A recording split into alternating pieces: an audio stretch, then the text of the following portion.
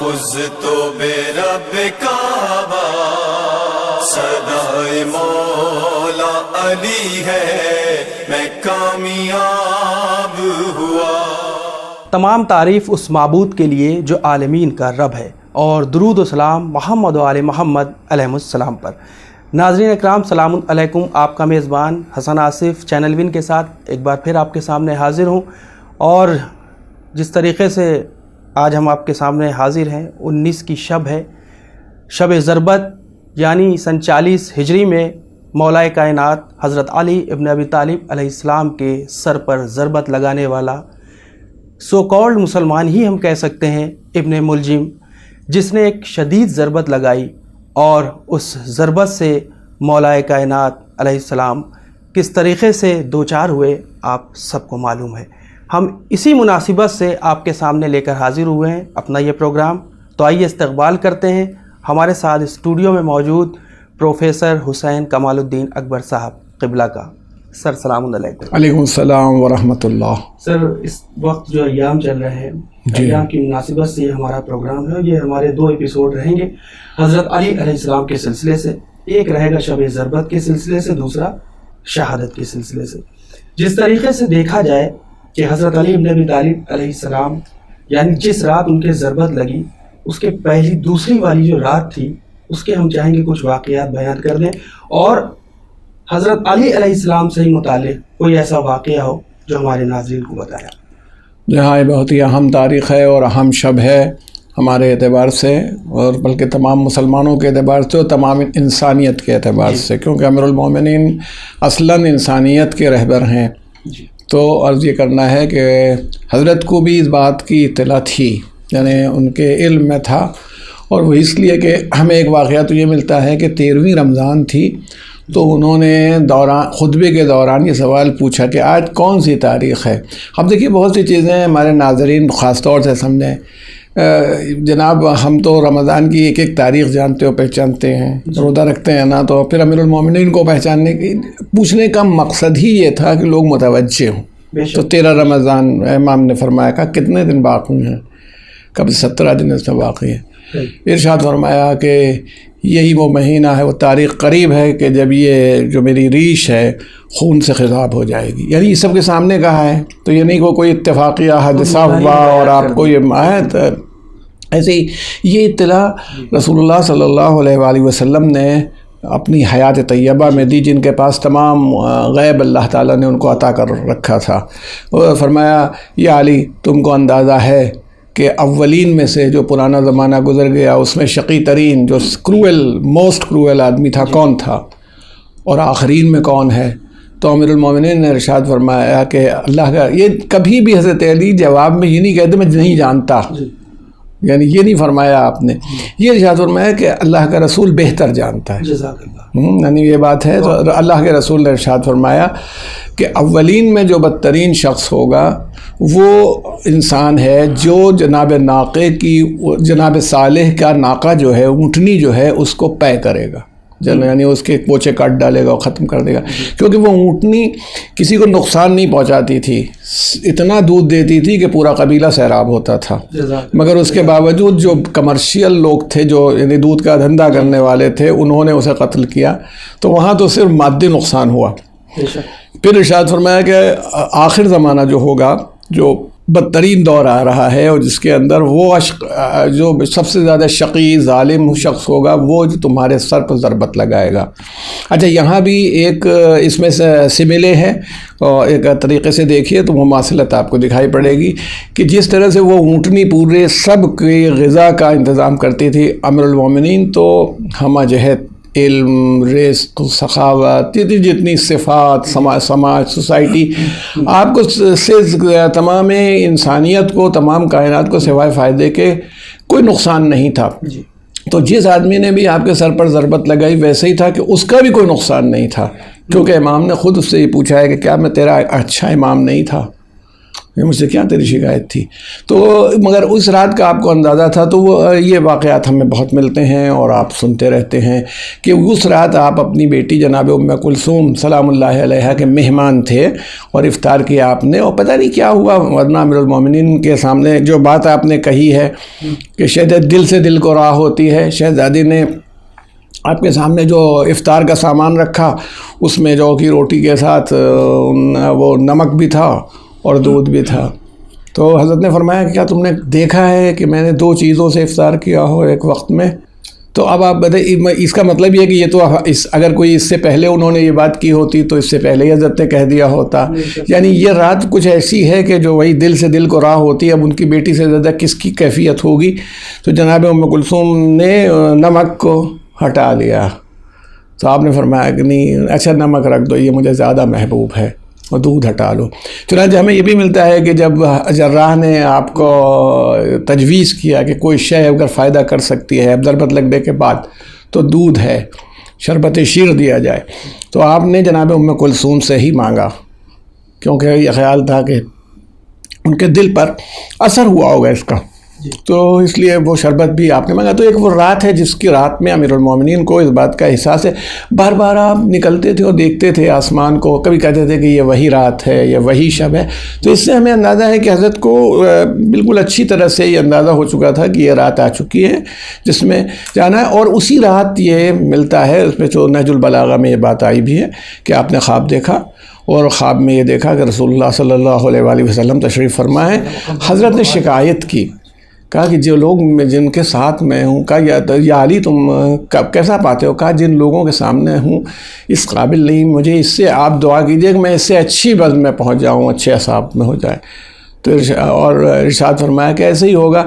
تو حضرت نے فرمایا اور ان کو بدترین اور ظالم حاکم دے دے, کہ جب یہ نیک اور ایماندار حاکم سے خوش نہیں ہے تو پھر ان کو, تو اس لیے کہ ان کو یہ یقین ہو گیا تھا, کیونکہ اللہ کے رسول کو خواب جب دیکھا جائے گا, یہ پورا عقیدہ ہے تمام مسلمانوں میں کہ وہ صحیح ہوتا ہے, اور اس کی تعبیر میں یہ اس لیے یعنی وہ تمام کیفیت ہمیں کائنات میں ملتی ہے کہ آپ اٹھے ہیں, جیسا کہ ابھی تمام ذاکرین پڑھتے ہیں اور مجلسوں میں اتنی بار تذکرہ ہوتا ہے کہ آپ نکلنے لگے تو جو گھر کی زنجیر تھی وہ لپٹ گئی. یعنی یہ اچھا کیوں, مجھے تعجب اس لیے نہیں ہوتا کہ جو کائنات کا مولا ہو, کائنات کے لیے جس کو دیا گیا ہو, تو وہ زنجیر بھی اس کو جانتی ہے اور دروازہ بھی جانتا ہے سب. یہاں تک کہ مرغابیوں نے آپ کے جو گھر میں پلی ہوئی تھیں, پرندے پلے ہوئے تھے, مرغابیوں نے آپ کا دامن پکڑ لیا. جیسے ان کو احساس ہو جاتا ہے, جانوروں کو انسانوں سے زیادہ احساس ہوتا ہے. حضرت نے چلتے چلتے انہیں آسانی سے الگ کیا, اور جناب ام کلثوم سے کہا کہ دیکھو ان کے دانے پانی کا خیال رکھنا, اور اگر نہ کر سکو تو آزاد کر دینا. یعنی یہ کہ جاتے جاتے جو شخص آخری منزل پر جا رہا ہو اس کی کیفیت یہ ہے کہ وہ پورے معاشرے کے لیے نہیں, جانوروں تک کے لیے سوچ رہا ہے, انسانوں کے لیے. خاص موقعوں کے اوپر ہماری کیا حالت ہوتی ہے, اگر ہم پریشانی میں آ جاتے ہیں تو ہمیں بیٹا اور بہو اور بیٹی اور بہن نظر نہیں آتی, کہ سب وقت اپنی پریشانی دکھائی پڑتی ہے, لیکن مولا کی شان یہ ہے. تو اس رات کے واقعات میں یہ ملتا ہے کہ بہت سے خواب ہیں, جناب جبرائیل کا یہ کہنا ہے, اور یہ تمام باتیں ہیں کہ جس سے ہم لوگوں کو اندازہ ہو جاتا ہے. لیکن حضرت کو تو بالکل اچھی طرح سے اندازہ ہو گیا تھا کہ یہ وہی رات ہے جس کا اللہ کے رسول نے ذکر فرمایا ہے. بہت اچھی بات. سب جس طریقے سے دیکھا جائے کہ وصیت کی حضرت علی بن ابی طالب علیہ السلام نے شہادت سے پہلے, ہم چاہیں گے نکتات کی شکل میں یا پھر پوائنٹ وائز دیکھیں. ہاں آپ کا سوال دیکھیے, حضرت علی علیہ السلام کی ویسے تو کئی وصیتیں ہیں, اور عام طور پر وصیت کے لفظ کو ہم لوگ جب لیتے ہیں تو یہ لیتے ہیں کہ جو آدمی مرنے کے لیے کہے مرتے وقت, اور ہماری وصیتیں تو بہت ہی عجیب نہیں. وہ وصیت عام طور پر تو یہ سمجھی جاتی کھیت اس کو دے دینا, پیسہ اس کو دے دینا, یہ اس کو ہے, یہ ہم لوگ وصیت سمجھتے ہیں. جبکہ سورہ والعصر میں دیکھیے وتواصوا بالحق وتواصوا بالصبر, جو یعنی جن کو کامیاب قدرت نے قرار دیا ہے وہ ہیں جو حق اور صبر, سچائی کی وصیت کرتے ہیں اور صبر کرنے کی وصیت کرتے ہیں. یعنی لوگوں کو تلقین کرتے ہیں, سمجھاتے ہیں کہ وہ حق کے اوپر قائم رہیں, صداقت پر قائم رہیں. تو آپ یہ غور کیجئے کہ امیر المومنین کی 2 بہت اہم وصیتیں ہیں جو نہج البلاغہ میں مل جائیں گی جب چاہیں آپ. ایک ہے کہ جب آپ صفین کی جنگ سے لوٹ رہے تھے, تو آپ نے راستے میں وہ وصیت کی ہے۔ اچھا امام دیکھیے ہمارے یہاں تو وصیت جیسے عام طور پر ہوتی ہے، کبھی کبھی تو آپ ڈراموں میں اور فلموں میں دیکھتے ہیں کہ مرنے کے بعد وکیل صاحب وصیت لے کے آتے ہیں کہ تم ابا نے یہ وصیت کی ہے، یہ ہو جاتا ہے۔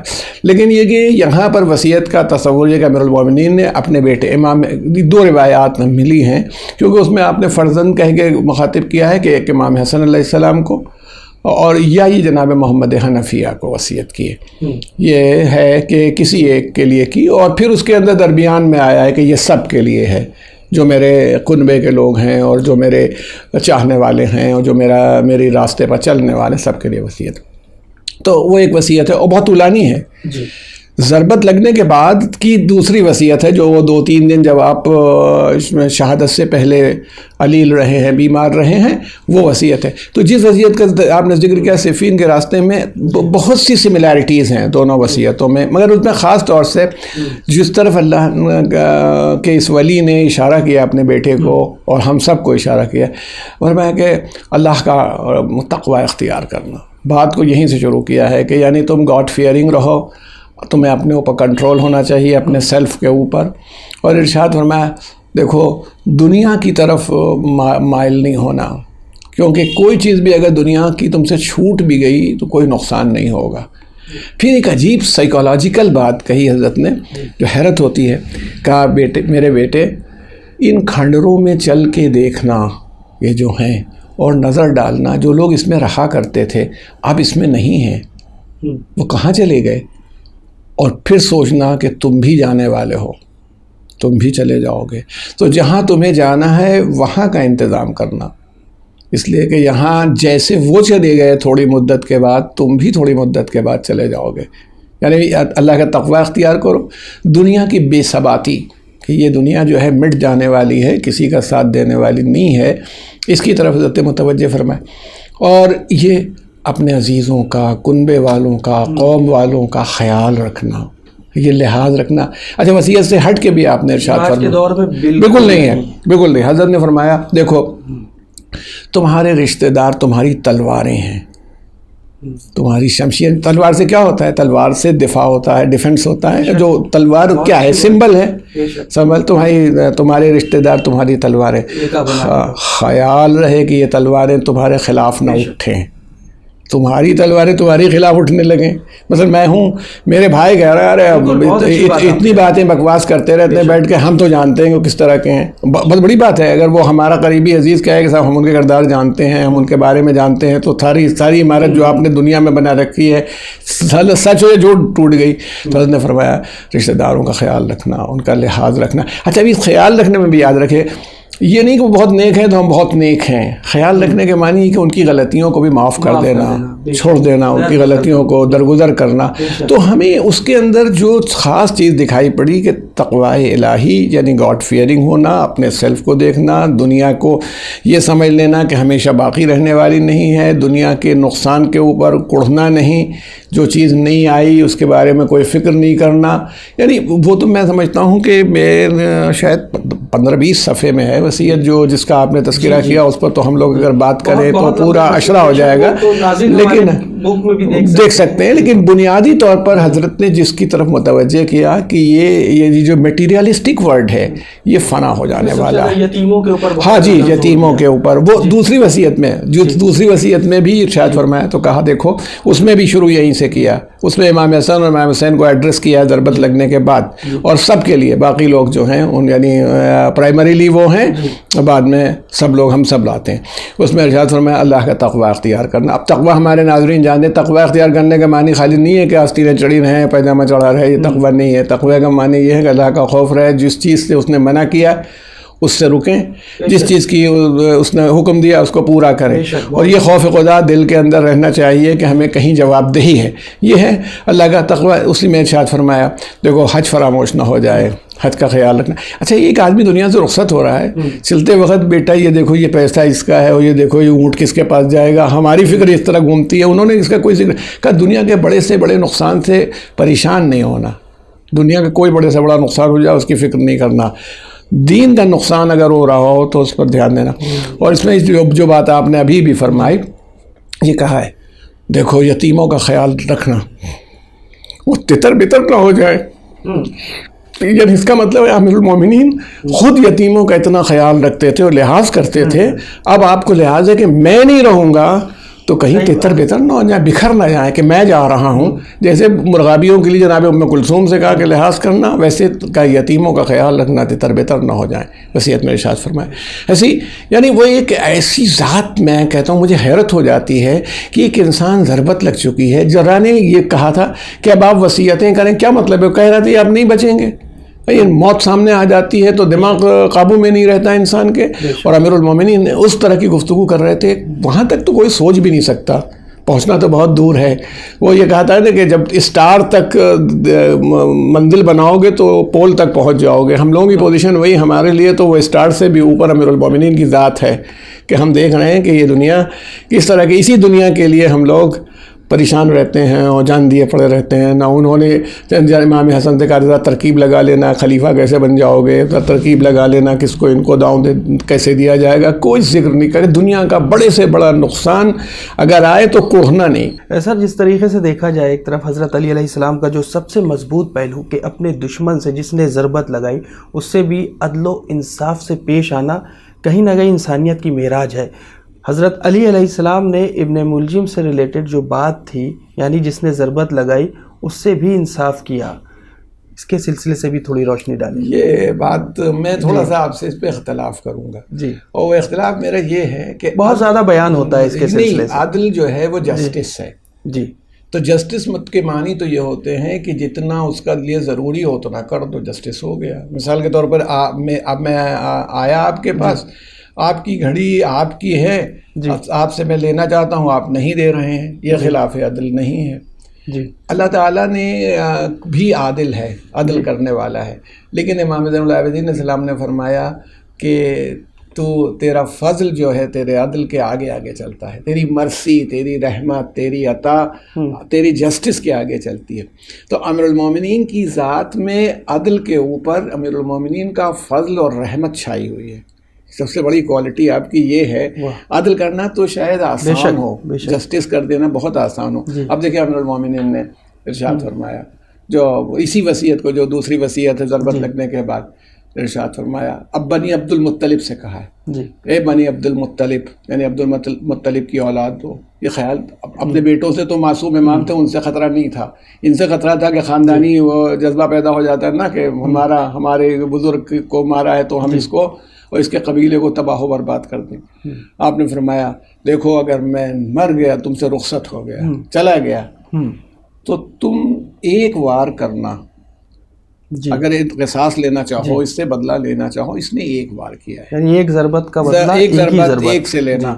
بچ گیا تو میرا اختیار ہے. یعنی اس کا مطلب ہے حضرت کے دماغ میں معافی کا تصور اس وقت بھی موجود تھا ابن ملجم کے لیے کہ اگر میں بچ جاؤں تو میں چھوڑ دوں گا. پھر ارشاد فرمایا اور دیکھو لاش کے ٹکڑے نہیں کرنا, مسئلہ نہیں کرنا کہ ٹکڑے ٹکڑے کر ڈالو جیسا تھا.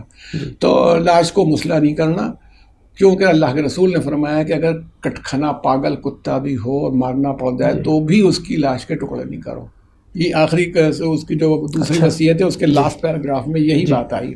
اچھا اب یہ بات ہمارے ناظرین کے لیے بہت انٹرسٹنگ ہوگی, آپ کے کہنے سے مجھے یاد آ گئی.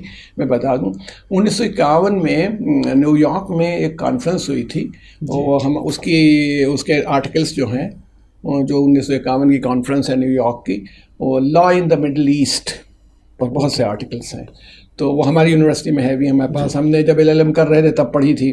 تو اس میں اس آدمی نے لکھا ہے کہ ایڈمنسٹریشن آف کرمنل جسٹس جو اسلام میں ہے, اس کا پہلا ثبوت جو ہمیں ملتا ہے وہ حضرت علی کا ٹریٹمنٹ جو انہوں نے اپنے قاتل کے ساتھ کیا وہ بتاتا ہے. اس سے پہلے کوئی انسٹنس نہیں, کیونکہ جب حضرت عثمان کا قتل ہوا تھا تو اس میں اتنا ہنگامہ مچا ہے.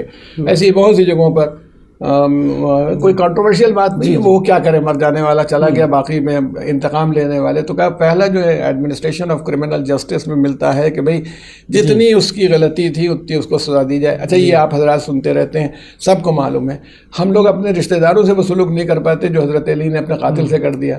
جس وقت دودھ دیا گیا تو آپ نے کیا فرمایا, پہلے تو یہ کہ اس کے ہاتھ باندھ دیے گئے تھے, تو باندھنے والے کیا وہ تو اس کے ساتھ لحاظ و خیال کریں گے.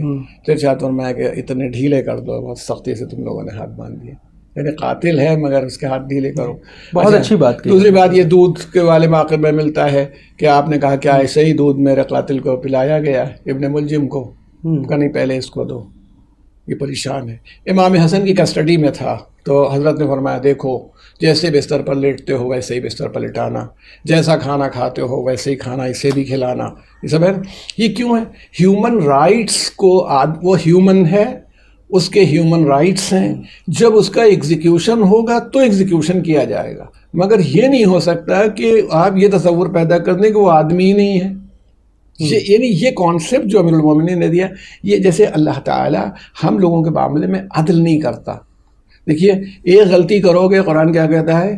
1 سزا ہے، اور ایک نیکی کرو گے کم سے کم تمہیں 10 گنا ثواب دے دیں گے اور 70 کر دیں گے. تو یہ اس کا فضل یا اس کی مرسی ہے، اس کی رحمت ہے. ویسے ہی جو اس کے صحیح نمائندے ہیں ان کا معاملہ عدل سے نہیں، عدل سے بہت بڑھ کے فضل پر چلتا ہے. عدل تو کریں گے ہی، وہ عدل تو حضرت ابوذر سے ہوگا، حضرت عمار ابن یاسر سے ہوگا. امیر المومنین تو فضل کی تصویر ہیں. بہت اچھی بات کہی سر آپ نے. سر اگر دعوے کی بات آئے تو کہتے ہیں کہ دعویٰ، کوئی بھی دعویٰ بنا دلیل کے نہیں ہوتا ہے، تو کیا تقاضے ہیں آپ کی محبت کے؟ دیکھیے ایک بات یہ کہ ہر جگہ یہی ہوتا ہے کہ میجورٹی جو ہوتی ہے، یا یہ کہ دھیرے دھیرے کیا ہوتا ہے کہ ایک چیز لپ سروس ہوتی ہے کہ زبانی، مطلب وہ ہوا کہ اماموں کا نام آیا تو بہت زور سے صلوات بھیج دی جائے. جی سمجھے. یہ ہے جب تاریخ شہادت آئی تمام مومنین جمع ہیں اور واقعتاً روئیں گے بھی، گریہ بھی کریں گے، اور سب ٹھیک، بہت اچھی بات کرنا چاہیے، سب ہو جائے گا. لیکن یہ ساری چیزیں اصلاً امیر المومنین ایک پرسن، ایسا نہیں کہ آپ شہید ہو گئے تو کوئی بڑی قیامت، آخر دنیا میں جو بھی آیا مرتا مرے گا نہیں، 10 سال بعد صحیح، 20 سال بعد. اصل بات یہ ہے کہ جس لائن آف ایکشن کو آپ چھوڑ کے گئے، جو چیز آپ بنا کے گئے، چاہیے یہ کہ وہ اسٹیبلش ہو جائے. آپ نے ابھی عدل و فضل کی بات کی. ارے تم سے فضل نہیں ہو سکتا، کم سے کم عدل ہی کر جاؤ. تم قاتل کے ساتھ اچھا سلوک نہیں کر سکتے ہو، اپنے بھائی کے ساتھ ہی اچھا سلوک کر دو، اپنی ماں اور باپ کے ساتھ قاعدے کا سلوک کرو، اپنے رشتہ داروں مومنین کے ساتھ قاعدے کا سلوک کرو. ہم تو یہ دیکھتے ہیں بعض اوقات افطار کے موقع پر مومنین آپس میں جھگڑا کر رہے ہیں. ایک امیر المومنین کی ذات ہے کہ وہ یتیموں کے لیے تڑپ رہے ہیں، غلاموں کے لیے بے چین ہیں، اور غریبوں کے لیے پریشان ہیں. تو آخر ہم لوگ بھی ویسے ہوں، کچھ ویسے بنیں، کوشش کریں کہ بھائی کم سے کم 19 رمضان ہو، 21 رمضان ہو، اسی میں طے کریں کہ بھائی مولا نے جو کیا ہے کوئی ایک بات ہم پکڑ لیں. یہی ہمارا خراج عقیدت ہو امیر المومنین کو، کہ ٹریبیوٹ ہو. اگر ہر رمضان میں 1-2 بات پکڑ لیں تو شاید نیک ہو جائیں. تو یہ تو بات تو وہی ہے کہ زبانی تو سبھی لوگ وہ بہت اچھے تھے. میں کبھی کبھی اپنی مجلسوں میں بھی کہتا ہوں، اور آج پھر ناظرین سے کہہ رہا ہوں، دیکھیے کتابوں میں حضرت علی کی جو سیرت لکھی ہوئی ہے، جب کتابیں کھولی جائیں گی تو ملے گی. نہج البلاغہ پڑھا جائے، مفتی جعفر حسین صاحب کی سیرت امیر المومنین، اور انگریزوں نے لکھا ہے، سب کچھ وہ کتابوں میں مل جائے گا. مگر آپ جو مولا کے چاہنے والے ہیں، جو غلامی کا دعویٰ کرتے ہیں، آپ امیر المومنین کی زندہ کتاب ہیں. واہ، آپ ایک لیونگ بک ہیں. یعنی آپ کو دیکھے اور اندازہ کرے کہ جب یہ ایسا ہے تو اس کا آقا کیسا ہوگا. تو یعنی آپ ایک لیونگ، وہ کتاب پلٹنے نہیں جائے گا، وہ یہ دیکھتا ہے کہ یہ کتنا پولائٹ ہے، وہ یہ دیکھتا ہے کہ کتنا دوسروں کی مدد کرتا ہے، وہ یہ دیکھنا چاہتا ہے کہ کیسے غصے پر اپنے قابو پا لیتا ہے، دیکھنا چاہتا ہے یتیموں کا خبرگیر ہے. کبھی حضرت نے اسی وصیت میں کہا ہے، دیکھو ظالم کے کبھی حمایتی نہیں بننا اور مظلوم کے ہمیشہ مددگار رہنا. تو کیا ہم لوگ یہ دیکھیں، اگر ہم ظالم کے حمایتی نہ بنے اور مظلوم کے مددگار ہوں تو پھر تو پروردگار عالم کہ ہم کو سمجھے گا کہ ہاں بھئی ہم لوگ وہ لیونگ بک ہیں. جیسے ہم عمار ابن یاسر کو اور میثم تمار کو دیکھ کے اندازہ کر لیتے ہیں کہ مولا کیسے تھے. ٹھیک ہے کہ کم سے کم ایسے تو ہو ہی سکتے ہیں، کوشش کر سکتے ہیں. ہماری بیویاں جناب فاطمہ نہیں ہو سکتی، فضہ تو بن سکتی ہیں کم سے کم. بہت اچھی بات کہی سر. پروگرام وائنڈ اپ کرنے کا ٹائم، ہم چاہیں گے آج کی شب کے لحاظ سے حضرت علی علیہ السلام کے حوالے سے ایک چھوٹا سا پیغام ہمارے ناظرین کو دیں. خصوصاً ہم چاہیں گے کہ ایام جو چل رہے ہیں اس میں ہمیں کس طریقے سے ان ایاموں میں جو عبادتیں ہیں وہ کرنا ہے اور کیسے رہنا ہے. دیکھیے ایک تو رمضان المبارک کا مہینہ ہے، 19ویں کی شب ہے. 19ویں شب کو بھی ہمارے ہاں شب قدر ہی کا درجہ دیا گیا ہے. اس کے اندر نماز کے اعمال ہیں اور تمام چیزیں اعمال ہیں، اور اس میں ایک خصوصیت یہ بھی ہے کہ شہادت امیر المومنین کی وجہ سے کوئی بھی مومن ہو کوئی انسان ہو، سب لوگ حضرت علی کا ذکر سنتے ہیں، اور جب دل گداز ہو جاتا ہے، نرم ہوتا ہے، تو اس میں گویا جیسے زمین جب بھیگی ہوئی ہوتی ہے تو اس کے اندر بیج جو ڈالا جاتا ہے وہ برابر ہو جاتا ہے، تو گدازی جو ہے وہ ہماری ایسی ہے کہ حق کو قبول کرنے کا موقع دے گی۔ تو 19ویں شب میں میں یہ سمجھتا ہوں کہ اگر ہم لوگ طے کریں کہ بھئی کچھ نہ کچھ ایسا کریں کہ جو حضرت علی کو صحیح خراج عقیدت ہو جائے، یہ سب تو چیزیں سامنے کی ہیں کہ مثلاً اچھا تبرک تقسیم ہو جائے اور ایک مجلس ہو جائے اور ماتم ہو جائے، یہ بھی ہونا چاہیے، کیونکہ رسمیات اور ریچولز جو ہوتے ہیں وہ بھی چیز کو زندہ رکھتے ہیں، یہ نہیں ہے، مگر یہ الٹیمیٹ آبجیکٹ نہیں ہے۔ ٹھیک ہے، کوئی بھی آدمی، مان لیجئے کہ آپ ایک خاص جگہ پر جانا چاہتے ہیں، اسکول میں ایک بچہ جاتا ہے تو اسکول جانا، وہاں بیٹھنا، یہ اس کے بغیر وہ اسکولنگ نہیں کر سکتا، لیکن خالی جاتا ہے، بیٹھتا ہے ڈیسک پر، شام کو لوٹ آتا ہے، تو یہ ابھی طالب علم نہیں ہے، اسٹوڈنٹ نہیں ہے، اس کو وہاں جا کے پڑھنا بھی ہے۔ تو ویسے ہی سارے ریچولز کے ساتھ میں یہی چاہوں گا کہ ہم سب لوگ، میں بھی اس میں شامل ہوں، کچھ کریں ایسا کہ یہ طے ہو جائے کہ ہاں ایسا ہوا کہ جو مولا چاہتے تھے اس میں سے نہ صحیح 100%، 0.1% ہو گیا، اور اگر سب تھوڑا تھوڑا کریں، ایک دوسرے کے ساتھ مدد کریں، جیسے دیکھیے ماشاء اللہ بات یاد آ گئی آپ کے کہنے سے، اللہ آپ کو سلامت رکھے، کہ حضرت نے ارشاد فرمایا، آپ نے کہا ہے، دیکھو امر بالمعروف اور نہی عن المنکر کو نہ چھوڑنا، اسی وصیت میں ارشاد فرمایا اپنی اولاد سے بھی، چاہنے والوں سے بھی، کہ اچھی باتوں کا حکم دینا، اچھی باتوں کے کرنے کی طرف توجہ دلانا، بری باتوں سے روکنا، اب یہ دین میں ہو یا دین کے باہر ہو، یہ نا مثلاً ہمیں یہ کہتا ہوں کہ یہ بھی امر بالمعروف ہے کہ اگر کہا جائے کہ بھئی کووڈ کی ویکسین لگوا لو، یہ امر بالمعروف ہے، اچھی بات کا حکم دینا ہے کہ انسانیت میں اس بیماری کو روکنے کی کوشش کی جائے، بے شک، اور یہ کہ بھئی ماسک لگا کے رہا کرو اور بہت ایک ڈسٹینسنگ قائم رکھو، فزیکل ڈسٹینس بنا رہے، یہ اس کو چھوڑنا نہیں، یہ نہیں عن المنکر ہے، صرف نماز روزے ہی تک محدود نہیں ہے، یہ تمام چیزیں ہیں کہ انسان ایک پرفیکٹ انسان بننے کی کوشش کرے، جیسے امیر المومنین کے غلاموں کو ہونا چاہیے۔ بہت بہت شکریہ سر آپ کا، یقیناً سر کی گفتگو سن کر ہماری بھی معلومات میں اضافہ ہوا، اور ہم یہ امید کرتے ہیں کہ ہمارے جو ناظرین اس وقت ٹی وی اسکرین کے سامنے ہیں، آپ نے بھی اس پروگرام کو دیکھا ہوگا اور آپ کی بھی معلومات میں اضافہ ہوا ہوگا۔ بس دعا یہی کرتا ہوں کہ پروردگار عالم ہم سب کو نقش حضرت علی ابن ابی طالب علیہ السلام کے قدموں پر چلنے کی توفیقات عطا کرے، اور ہم مضبوطی سے صراط مستقیم کو تھامے رہیں، کیونکہ جہاں عدل ہے، جہاں انصاف ہے، وہیں اللہ کا گھر ہے، اور وہیں کامیابی اور کامرانی بھی ہے۔ فی الحال ہمیں اور پروفیسر صاحب کو اجازت دیں، انشاءاللہ اگلے ایپیسوڈ میں پھر حاضر ہوتا ہوں، تب تک کے لیے دعاؤں میں یاد رکھیں اور دیکھتے رہیں channel one, message of humanity. خدا حافظ۔